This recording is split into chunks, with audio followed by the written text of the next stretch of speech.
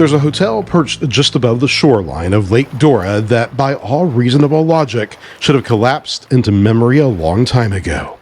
It's made of wood. It's more than 140 years old.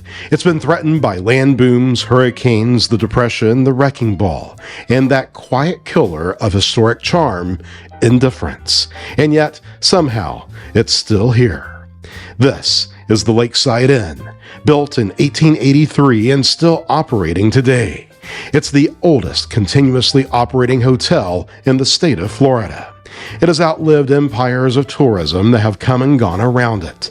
This isn't the flashiest place you'll ever stay. It may not even be the most comfortable, but it may be the most tenacious. And the stories inside, they're not just rumors whispered on ghost tours. They're pieces of Florida's identity, nailed into floorboards, fading in old ledgers, and floating somewhere between memory and myth. This is the story of Mount Dora's Ghost Hotel, still standing, still hosting, still holding secrets.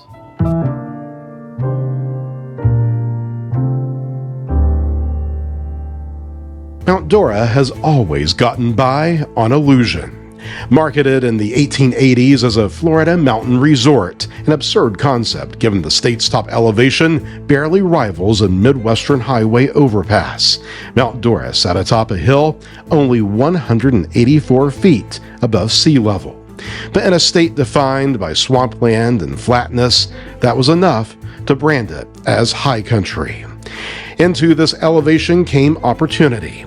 In 1883, a group of investors led by Colonel John Alexander, Colonel John McDonald, and Annie Stone opened what was then called the Alexander House. 10 rooms, modest comforts, a front porch facing Lake Dora.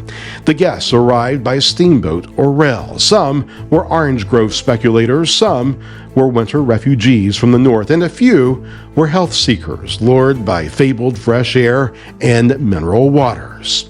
The inn expanded in fits. Renamed the Lake House in 1895, then finally the Lakeside Inn in the early 20th century, it gained new wings, verandas, and even a boathouse.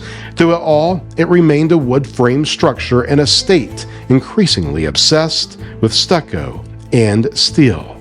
And that stubborn traditionalism became part of its charm.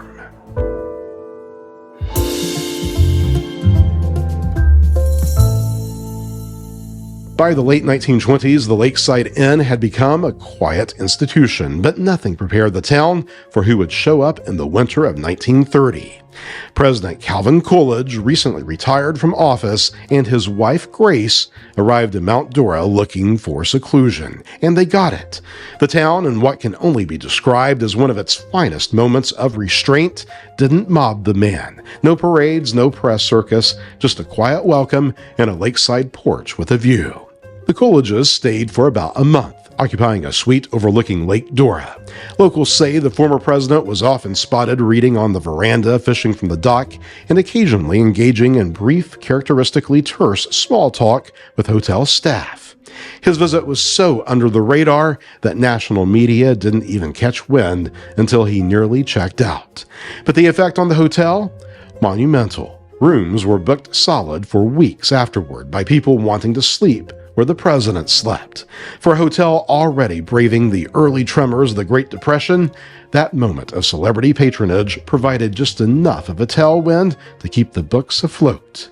The Coolidge Suite is still one of the most requested rooms at the inn, and to this day, the staff will show you where he sat on the porch if you ask nicely.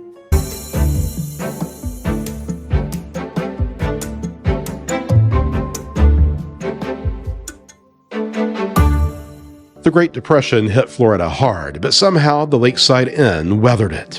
In 1933, two businessmen, Charles Edgerton and Fred Wentworth, stepped in and reorganized the inn under a new company, Lakeside Inn Properties Incorporated.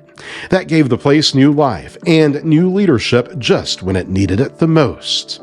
But the coming decades would not be easy. The war years brought rationing. Post-war suburbanization brought chain motels, the space race, air conditioning, and iDrive turned the state's tourism map upside down. Mount Dora didn't benefit from any of it.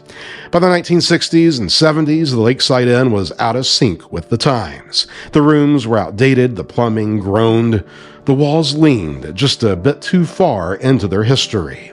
Developers came knocking more than once. Condo plans were drawn. A fast food chain reportedly considered leveling the site, but somehow, again, it did not happen. Preservationists rallied. Locals who got married there wrote letters. Business owners spoke up. The wrecking ball hovered and then backed off. The building became a cause, an underdog. And in 1987, the Lakeside Inn was placed on the National Register of Historic Places, official recognition of what the town already knew. This wasn't just a hotel, it was a cornerstone.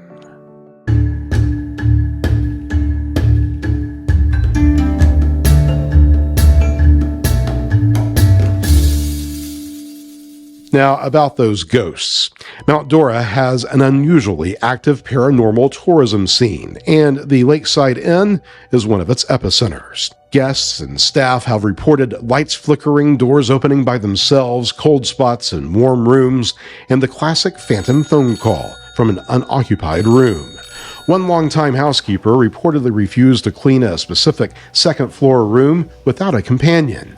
No explanation given, just a shrug and a stare.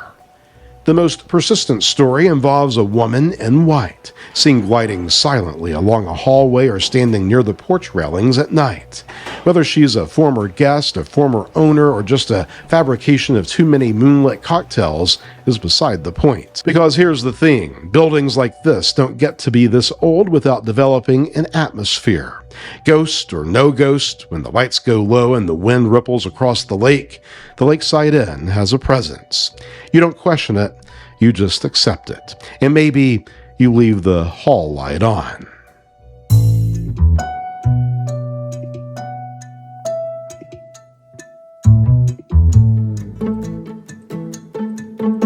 The latest chapter begins in 2010 when the property was purchased again, this time by owners committed to respecting its legacy. Rooms were renovated, electrical systems modernized, the kitchens were refreshed but not overhauled. The entire hotel was brought back to life. A living hotel with creaks, character, and a kind of worn-in elegance you can't fake. Today, the inn has just over 80 guest rooms, a lakefront pool, a private beach, and 2 on-site dining venues. It hosts weddings, conferences, anniversaries, and yes, ghost tours. And through all of it, it hasn't lost its soul.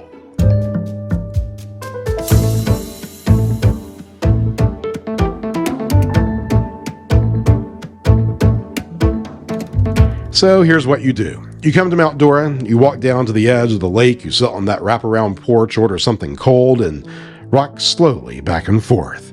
And when the boards creak under your feet, don't flinch. That's not a ghost.